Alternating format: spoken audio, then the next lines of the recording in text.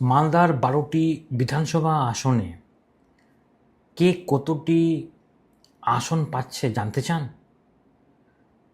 নমস্কার, সালাম। আমি মোস্তাফিজুর রহমান, একজন পলিটিক্যাল স্ট্র্যাটেজিস্ট। গাজল কনস্টিটিউয়েন্সির ব্যাপারে যদি বলা যায়, গাজলে বিজেপি মাত্র 1798 ভোটে জিতেছিল 2021-এ।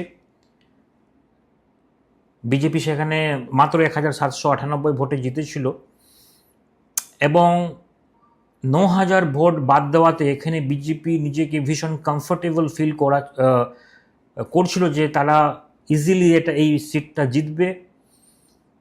কিন্তু যেটা সুপ্রিম কোর্টের রায়ের পর এটা ভীষণ তীব্র লড়াইয়ের দিকে দেখা দিচ্ছে টিএমসি বনাম বিজেপিতে। আমি যদি নিজের রায় বলি, সম্ভাব্য ফলাফল এতে ভীষণ কড়া টক্কর, তীব্র লড়াই দেখা দিচ্ছে টিএমসি বনাম বিজেপির।